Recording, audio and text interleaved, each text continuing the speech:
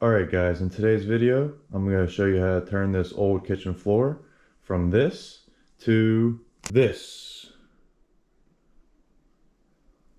So I pretty much just finished up this floor. I think it's looking pretty good. It looks 1,000 times better than the discolored floor that I had. This is the first porcelain tile floor that I've ever done, and I'm really happy with how it turned out. So yeah guys, if you want to see how I did this floor, I think I got this floor done. It's about 120 square foot. Cost me about $400 in materials. I had a lot of the tools to do it. So if you guys want to see how a DIY guy that didn't really have any experience with floors did this all by himself, then this video is for you. If you enjoy the video, please do me a favor and hit that like and subscribe button down below. Alright guys, so first things first, all I gotta do is just tear up this towel that's on here. It's just kind of, I think, glued on here, just like this. There's wood under here. So I'm going to show you the whole process from how to go from this just laminate, I think, I forget what this is actually called. Vinyl, I don't know. To, I have some nice porcelain towels. I think they're 1 foot by 2 foot. Really like the design. This kitchen floor is actually for my mom. So she's the one that picked these out. As you guys can see, this floor is long overdue. I'm actually in the process of redoing this kitchen, but got a new fridge. So you can see some discoloration and a bunch of different stuff. So first step is just to pull all this stuff up.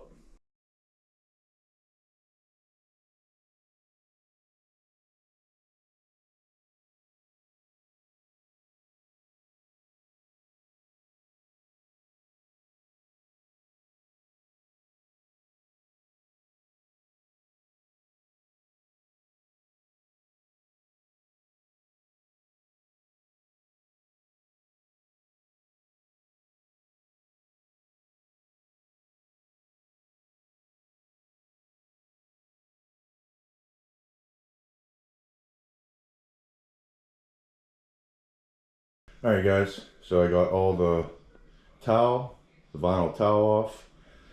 I started just throwing these backer board down just so I'm not walking on a sticky floor. All I gotta do now is get the rest of this trim off. Then I can start screwing these backer boards down. I'm not gonna use thin set underneath the backer board because I have a pretty good subfloor. I'm just going to be using a ton of backer board screws. I'm going to leave a link to everything I used in the description. So you guys, if you want to, you can use everything that I used.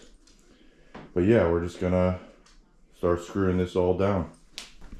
Alright guys, so I'm about to start screwing this first backer board down.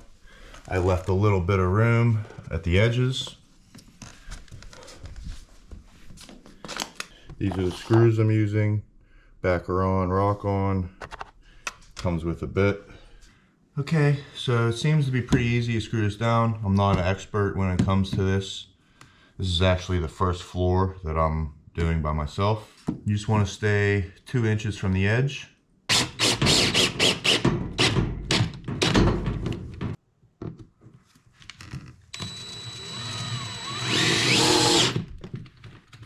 So I'm going to put the screws every 8 inches.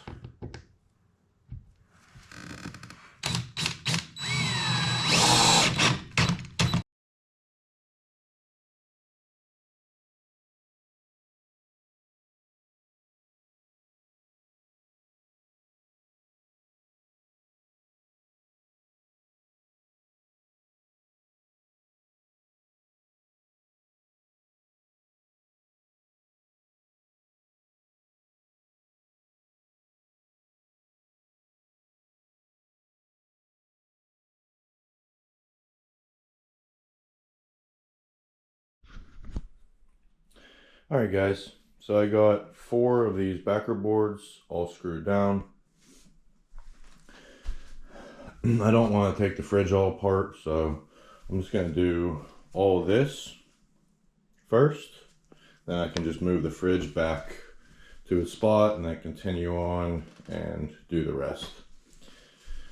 But this is how I'm doing it. I had a bunch of extra of these guys. And yeah, this is the pattern I'm going for. I'm not just gonna do a grid pattern. I'm offsetting them. Next I need to mix up some mortar. And we can start laying these. This is the mortar that I got. Large format tile mortar. See how far this one bag gets us. Yeah, I'm just gonna add a little bit to a bucket, mix it up, and just gonna follow the directions on the back. So it says mix it, let sit for 5 minutes, mix it again, then you can start laying. Alright guys, got some mortar mixed up. So I'm gonna start in that corner back here. Lay this one first, and then we're gonna work our way out.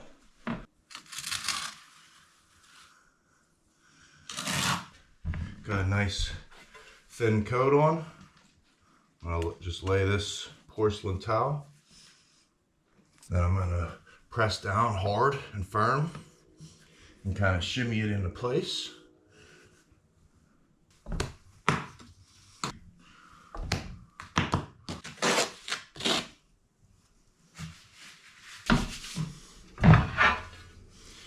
Okay, same thing. Put him in place. Press down.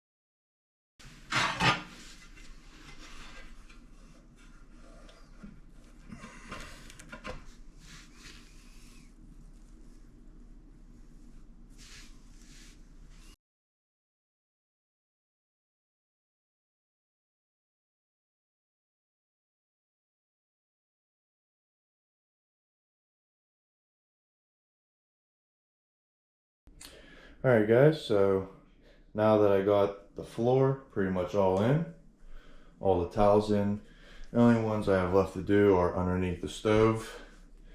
But Thanksgiving is on Thursday, so I'm going to wait till after Thanksgiving to finish that. Alright, so next I'm just going to take this tool.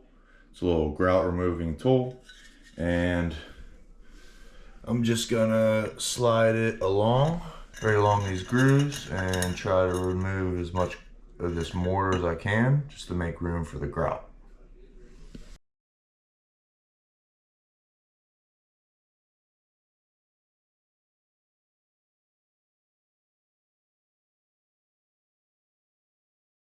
This is the grout that I got. It is Polyblend Plus DeLorean Gray. Saw a couple samples and this gray seemed to be the best color for my floor. So this is what I'm going to use. I'm going to try to mix it up pretty thin and put it in with this bag, just because I'm really used to working with these bags.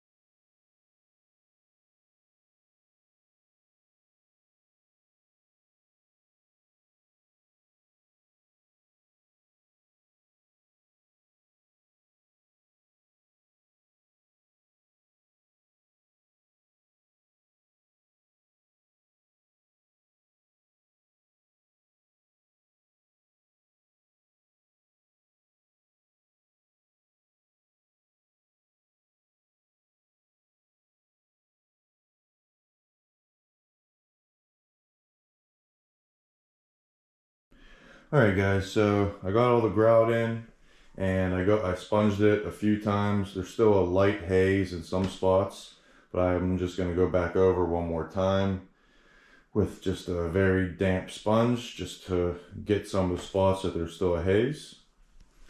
But we're looking pretty good. I like the color of the grout. I'm happy with how everything pretty much turned out. Still have to get some transition strips to go to the carpet, and I still have to finish. I'm gonna need to lay a couple towels underneath the stove. Like I said, I'm pretty sure I mentioned this, it was Thanksgiving, so I left that for now just because there's a lot of baking and stuff going on. So now I can just pull that out and finish underneath there. But wanted to get this video done for you guys. Like I was saying, I really never did a floor like this before, so I was kind of learning as I go, and I learned a lot as I was working on the floor. But for being my first real porcelain floor, I think it turned out pretty nice. And like I said, I really had no experience laying tile like this, these bigger tile. So I also mentioned that I pretty much had most of the tools to do this. So this project only cost me around $400, but if you don't have any of the tools, then you're going to need to buy a few just to get by. Most importantly, just a cheap angle grinder and a diamond blade just to cut these. That's what I used. I'm sure the professional tile guys are going to tear me up in the comments about all the mistakes I made, but I'm happy with it. It seems like a really solid floor. It's going to last a long time and looks really nice. So guys, I'm gonna leave a link to everything down below that I used. If you enjoyed today's video, please drop a big thumbs up down below and don't forget to hit that subscribe button. I really appreciate it. I have a few more projects planned for this kitchen as well, so stay tuned for that. And yeah guys, hope you have a great day. Peace.